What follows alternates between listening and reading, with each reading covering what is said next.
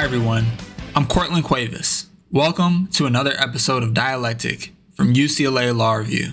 We are lucky to be joined today by Professor Sanford Williams. Professor Williams is a lecturer at UCLA School of Law and teaches lawyering and administrative agencies, current issues at the Federal Communications Commission. He has worked at the FCC since 1999 and is currently both a special advisor to the FCC Chairwoman and Deputy Managing Director of the FCC. Professor Williams received his BS in Operations Research and Industrial Engineering and an MBA from Cornell University. He received his JD from the University of Virginia School of Law, where he was a member of the Virginia Law Review. Professor Williams is especially interested in digital equity, telehealth, gender and racial healthcare disparities, and mental health issues. Thank you for being on the podcast, Professor Williams. Thank you for having me. Professor Williams, you are incredibly accomplished. To get us started, can you tell us a little more about you and your background? I see you studied engineering. Just tell us a little bit more about yourself. Oh, thanks. So I was born and raised in New Jersey, right outside New York City. And when I went to college, my parents, who didn't come from means, wanted me to, do well, obviously, and take care of my family, pursue the career they thought was the best for me to make money, to be honest with you. So I did pretty well in school, and they said, hey, well, engineering's pretty hot. I think you should, try engineering. So I was good at math and science. I said, sure, I'll try that. So I went out to Cornell University when I was 15 years old, I should add, I guess, enrolled in the College of Engineering, really enjoyed it. And when I finished, I was so young, I was like, well, I'm not ready to work full time yet. So let me see what else I can do. So I went and got my MBA, which was a fabulous experience. I love my MBA program at Cornell. The only thing that was, kind of deleterious for me in the long run, which I didn't realize at the time, was that I had no work experience. So many of the things that we talked about, during my MBA program, I did not, get or understand or have full knowledge of because I never worked in the real world, so to speak. But I learned a lot. So I enjoyed those two programs. When I finished with those, I got married. My wife and I moved to New York City, worked there for a couple of years, and decided to go to law school and looked at law schools, decided to go to the University of Virginia, which ended up being a school. My wife went to medical school as well. We loved our time there. I went from there. And I will add, since we've talked about this off camera, so to speak, that my wife and I and all three of our children, with three children, graduated from the University of Virginia and big UVA sports fans. And we got beat by Cortland's Wisconsin Badgers pretty badly in basketball yesterday. So I'm still reeling from that. But that's how I got where I got. That's really amazing. So what led you to law school? What was the reasoning behind the move to, pursue a legal education? Good question. So with that, I did pretty well when I was younger and everything. So I didn't really have a bent or doing anything. Like I said, my parents kind of pushed me towards engineering a little bit. But one thing that I did have a passion for was helping people, justice. Father was the first Black history teacher, I believe, ever in the history of Newark, New Jersey. Started teaching Black history back at a time in the late 60s, early 70s, I believe, when there was no Black history courses, meaning that all the courses were just history or world history. And doing that, living in Newark, New Jersey, around New York City, and meeting lots of folks in the area then, he really had a passion for justice and for helping people, and I picked up that passion. So after I finished business school and was working in New York City, I thought, what do I really want to do? And one of the things I loved was, pursuing justice. And one of the best ways to do that is to be a lawyer. So that was probably the catalyst for me going to law school. So after you finished law school, you joined the FCC in 1999. Can you provide an overview of the Federal Communications Commission and its role in regulating communications within the United States? Yeah, I'd love to. So I went to the FCC in 1999 because I had three children at that time then, and I have the three children we have now still. And my wife and I wanted to be very involved in our kids' lives, and I wanted to strike a balance between my work life. I wanted to be challenging and engaging and dynamic, but I also wanted to have a life. So the FCC was a perfect, compromise or perfect kind of place to work where I had great work and also was able to, coach my kids' basketball teams and go to their soccer games and things of that nature. So the FCC specifically, a lot of folks my children's age, they know the FCC from Eminem's song. He raps, "The FCC won't let me be," because he talks about the FCC and them looking at his lyrics when he's performing on network television. And the FCC does have lots of oversight of lots of different things that people are familiar with. So they have oversight of network television, ABC, NBC, CBS. When things happen there, if anything happens that folks don't like or they violate our rules, we get complaints and we oversee that. We also oversee Spectrum, the spectrum that's auctioned to provide broadband, 5G, and to provide Wi-Fi. We oversee that, and those auctions oversee spectrum. We also oversee XM radio. So anything with XM radio, satellite radio, we oversee. Also are in charge of overseeing the internet to a greater extent. We look at things on the internet, and not in terms of content, but in terms of offerings and how their Comcast and other folks provide offerings on the internet. In addition to that, we do radios. So FM, AM radio isn't as big as it used to be, but we do oversee FM, AM radio. If there are any complaints about that, we look at that and, are able to provide jurisdiction over things that are obscene or profane or indecent. And so we do a lot of things. Basically, anything communications is what the FCC oversees. So how did you land at the FCC? What was the process to joining? That's a great question. I landed at the FCC in great part because my wife, who's a physician, got a residency spot at Johns Hopkins. And when she got a spot at Johns Hopkins, we were looking to relocate after we were in Atlanta at the time. I was like, look, I got to find a job in the DC area, DMV, as we like to call it, DC, Maryland, Virginia. So I looked at law firms, I looked at government agencies, and the FCC was the place that jived best with both my career goals and my personal goals. So can you describe a little bit more about what your role is at the FCC? My role now, I've done a lot of different things, which is why I love the FCC as well. We have 7 bureaus and 11 offices, ranging from things to one thing I didn't mention earlier is the International Bureau. We also work with folks internationally in communications issues. We have an International Bureau, we have a wireless bureau, a wireline bureau. I've been able to move around and do those things while I was there. But currently what I do is twofold. One, I'm in the called OMD, Office of Managing Director.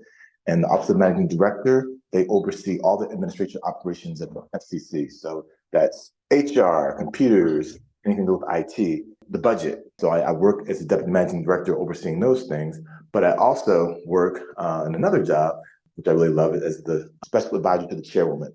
So the chairwoman, Jessica Rosenworcel, appointed me after Biden appointed her as the chairwoman to be her special advisor to work on a variety of issues from digital equity to anything dealing with equality to really anything that comes up. So I'm able to work with her closely and help her, pursue her agenda of equity and overseeing communications and making it available for all. That's really cool. So what is a normal workday like at the FCC? As you kind of get a feel of from my talking class, there is, for me, there's hardly any normal. So I can get a call one day saying White House wants to meet your boss, to what I did last week, come to Capitol Hill with Chuck Schumer to do a press conference, to their problems with IT and our computer systems were down, how do we fix it? To their issues with our contracting, to there's a personnel issue, there's a dispute between the manager and BoardNet, or there could be something with Verizon calling about, we want to talk to you and lobby you or about an issue that you're working on. So they're very dynamic and it can go from computer issues to the White House, but it makes it fun. I don't have a typical day, so to speak, but my days are always filled with unexpected surprises and things that are dynamic and challenging. And overall, I have to say it's fun because I work with a bunch of people at the agency who really want to do what's best for the American people and pursue that agenda. So what are the skills you rely upon most in facing the day-to-day challenges of your job? I think the biggest thing, time management. It might sound kind of funny or weird, but I think for time management, one thing that helped me immensely was being the father of 3 children and balancing their multitude, plethora of activities, academic and social and everything else, and learning how to try to balance, work life with them. So family in general, I guess. So I think work-life balance is very important to me, and the skills I learned in trying to, obtain that. And my kids are now 34, 32, and 24, so they're all launched and grown, and all great kids, thankfully, and great people. But those skills kind of help me at work, and I think those time management skills are probably number one. And then number 2, I guess a close second would be just relating to people. I think that most people in most jobs, when you get hired, you have the requisite educational knowledge or the ability to gain it. So that's not the issue. The issue is how you relate to folks. And I think relating to folks is important. So I told this to somebody recently. I said, when I'm in the building, when I see the security guard who gave me a hug when I came in last week, I hadn't seen her in a while, or I see the chairwoman who gave me a hug because I hadn't seen her in a while, I treat them each with the same amount of respect and dignity because they're each doing their best to help pursue the mission. And I think when you treat folks with respect like that, it helps establish a positive environment, helps them be the best they can be, and ends up with the best work product. We don't do it for that, but I think that helps. So I think that time management and then treating folks with respect, those are the 2 biggest skills that I've learned. And there's something that's third, which is probably not close third, is just staying up to date on things that are going on. So, you obviously have to be knowledgeable about fields such as ours, which are dynamic, where things change constantly, and being knowledgeable as well. So that would be the third thing I would add. So what are some of the most important issues on the FCC's docket right now? Ooh, well, the one that's on the top of the news front page, everyone's talking about is the internet. We right now, and I won't get too much into details, but we right now are in the process and have a proposal to change how we oversee the internet. We currently look at the internet and we have some oversight over it, at the FCC, and we look at it under our rules as Title I, an information service. So we look at the internet as an information service, which is classified currently. And as such, we kind of have what we'll call light touch. We don't really regulate it. If there are emergencies with outages, we can get involved generally, but we don't really regulate it. We have proposed to change it from being an information service to more like a telecommunication service, and more like telephones, which the FCC also oversees as well, telephone service. And I don't know if I mentioned that earlier, but that's like a big one, a telephone and wireless service. So that proposal, which just came out last month, would basically say that the FCC has more oversight over the internet. And what does that mean? It doesn't mean necessarily we look at pricing, but we do look at where it's offered. Is it offered equitably? Things like if there are outages, people need to will have to let us know. But right now, if there's outages for 45 days somewhere, people don't have to let us know. Providers don't have to let us know that. If consumers complain, we'll know, but they don't have to let us know. So if there's some place where folks don't have time to complain, we wouldn't know that. Now they would be mandatory that they would let us know what's going on so we can step in. When folks are provision internet service and there are emergencies going on, we have the right to tell folks you have to do it. So what does that mean? I know there was a case, and I want to say in Arizona, but I'm not sure. I have to look it up. But basically, there was a fire department internet service was not robust enough, and they couldn't pay for it, and the provider wouldn't, increase their speeds, and there was an emergency they couldn't get to because their internet wasn't working properly. So there was something, negative that happened because of that. I'll leave it at that. So we'll be able now, under this new proposal, to have more authority over internet companies and make sure something like that happens. Especially with public safety folks, we said, well, we can override them and say, look, you have to provide this. And just to make the internet more available to folks, which is in conjunction with the second thing that we're working on, digital discrimination. Congress asked us 2 years ago to provide rules to prevent and eliminate, quote, digital discrimination. And that's exactly from the IIJA, the Infrastructure Act. Those rules were due by November 2023, and those two things together will help hopefully increase access to folks to have access to the internet, because as we saw by the pandemic, internet is not a nice thing to have or want to. It's a must have. We're trying to do what we can to treat it like a utility to make sure all folks have equitable access and can use it, can afford it, and that it can help them live their everyday lives. Those are two of the bigger things. And then we have spectrum things, and there's wireless and wireline phones. We're always looking at what's going on with that. And AI is a huge thing. There was an executive order recently on artificial intelligence where the government, and OMB, which is the official government, oversees government agencies pretty much, or gives us orders, asked every government agency to come up with an AI task force and deal with that. So we're working on that as well. There are tons of things, tons of moving parts, and lots of things that I haven't even mentioned that are going on, but those are some of the important things we're working on now. How does the FCC involve the public in its decision making? And what avenues are available to citizens to voice their concerns? Excellent. So we have what's called notice and comment proceedings. And the class I teach next semester, not the class you're in, we talk more about that. So you're going to learn that. So we have notice and comment proceedings where, as when we have rules, like the rules I mentioned about the open internet, we give notice that these are our rules, and anybody can comment on the rules and submit them to us at the FCC. So that's the biggest way the public can get involved. However, we also are cognizant of the fact that everybody's not looking at our rules and everyone don't have time to get online to file comments. So one thing that we've done, and I personally did recently, was I mentioned that we've just released rules on Monday, which talked about digital discrimination. Before we got to those rules, we had a notice and comment proceeding where we said, we want to do this certain thing with digital discrimination. These are our proposed rules. What do you think? And we got public comments. Then we had reply comments and reply comment cycle. But knowing that wasn't enough, talking with the chairwoman, we tried to think of ways to get the public more involved. So we thought about, hey, why don't we do listening sessions where we go around the country to different places and actually hear from the folks who are affected by digital discrimination and see how they're impacted.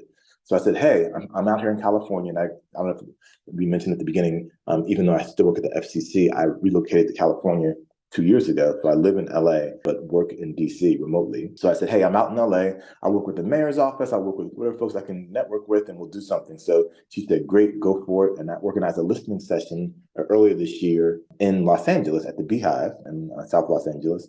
And we're able to have folks who are consumers, companies, providers, the mayor's office, politicians, advocacy groups, all kinds of folks who are able to tell us firsthand this is what's going on in LA.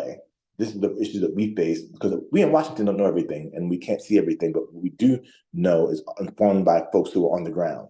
So we talked to folks here and had a great listening session and put back a bunch of information. And we repeated that 8 different times across the country. So we had listening sessions in Kansas, in Washington State, Baltimore, Maryland, Chicago, and all over the country, just to get more feedback. And those enhanced the feedback we got. And also in terms of getting public input, one thing we did was we proactively reached out to tons of different community groups across the country to get their input and feedback. And we do that in lots of different proceedings when we can, because again, folks aren't sitting around saying, when's the FCC going to release a notice and comment proceeding so I can comment on these things? Or people don't even know how to do that half the time, even they are aware of it. So it's our job to make sure that we go out and get the information from folks. So we are proactively trying to do things like listening sessions and just talking to different groups to get as much information as possible and to inform folks about what's going on and what we're doing. For students interested in pursuing a career at the FCC, what advice do you have for them? They should contact me. You can email me, Sanford Williams of UCLA Law School. If they're interested, and I would love to talk about telecommunications. I'm passionate about what we do and its impact and its effect. So that's one thing. But in addition to hitting me up and contacting me, they can do lots of things. There are lots of groups around LA who are heavily involved in telecom, ranging from things like the mayor's office in Los Angeles County to groups like Everyone On, which nationally works on digital issues and gets folks connected and the divide across the country, but based in LA. They can join the FCBA, the Federal Communications Bar Association, which is based in DC, but has a Southern California chapter, has lots of members in it. So there are folks who are working in law firms here, and me, working with the FCC, who are involved as well. So that's a way to connect and get connected. There are programs at the FCBA for college students and for law students. Law students can join for free. It's a great networking opportunity, so they can go to attend webinars online and meet with folks that way. So there's lots of things that they can do to get involved. Now, in terms of skills, I think the skills interesting, especially from a lawyer's perspective. You just have to basically be interested in making a difference in working in an academic environment. I have an engineering degree, and that has helped me a lot. I have an MBA as well, which has helped me a lot in some of the things I work on when I look at balance sheets and different things.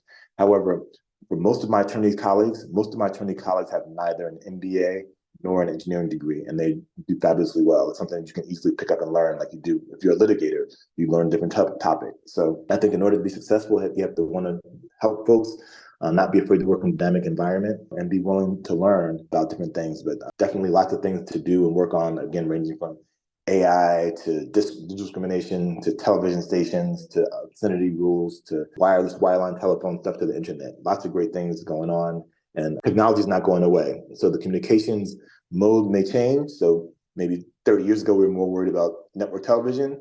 Now it's the internet, but we still will be involved in overseeing communications. All right, so we'll finish with some quick hitters. You can have dinner with 5 guests, anybody in the world. Who are you bringing to your dinner table?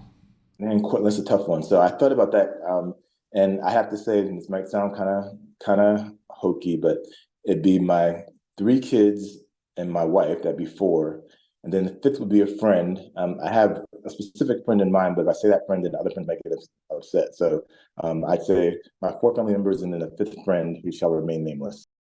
I love that. Second question: who are your top 5 basketball players of all time? You're killing me. So this is, I love basketball. I'd have to say, trying to be objective because I'm a huge Laker fan, Magic, Kareem, Kobe. All right, that's 3. LeBron, obviously 4. Then that 5th one's a tough one because I want to say Wilt Chamberlain, but you got Steph Curry, you got Durant. So for the 5th one, I'll say a bunch of folks. No, Michael Jordan? Michael Jordan. Sorry. Let's say Jordan. Let's say I'm a Laker fan, but let's say Jordan 5. It was Jordan and Wilt. That's what my thing was. So let's say Jordan 5. Thank you, Courtland. I knew you what you called it. So Jordan 5. Yeah. So that's 5. That's my top 5. The 3 Lakers. Actually, I guess that's 4 Lakers, right? Wait, no, 3 Lakers. Jabbar, Kobe, The Magic, Kareem, Kobe, LeBron, and no, Mike. Yeah, so LeBron. It's 4 Lakers and Jordan. Yes, that's it. Okay. That's a great list. So last question. What is one piece of advice that you would tell to your younger self? I would say a combination of two things. Trust your instincts and be authentic. My instincts have served me pretty well. which is very fortunate. I think people don't do that enough. And if you get far, do well in school, whatever, I think we all have instincts that kind of lead us. And to be authentic. And from my class, I'm I don't know what a typical law school professor is, but I know that's not me. But I do know that I want to get the information across in the way that you're educated and understand things and are able to learn and glean the things that you need to learn from a legal perspective, but to convey it in a way that, works for me. So I'm not going to be able to stand up and go to a PowerPoint and lecture straight from the PowerPoint for an hour. That's not me. I'm going to break it up and tell stories about my family or talk about how Wisconsin beat UVA in basketball, or whatever comes to mind, and throw it in there. And hopefully not do too much of that stuff so you get what you're paying for, but being authentic. And I think that being authentic is so important in every aspect of your life, because I think it frees you to be yourself. It also conveys to other folks the sincerity, that they understand where you're coming from. And it's easier to just be who you are, with the caveat that authenticity does not mean it gives you a license to be mean or rude or not respect people, but being authentic. So I think that the advice would be to be authentic and trust your instincts. Well, thank you very much for being on the podcast, Professor Williams. I really appreciate you taking the time to do it and all the gems that you left us with in this interview. Thank you. My pleasure. It's a pleasure having you in class and getting to know you. And thank you. I feel honored that you had me, and great job with it. I enjoyed it. We hope you enjoyed another episode of Dialectic with UCLA Law Review. This has been Courtland Cuevas.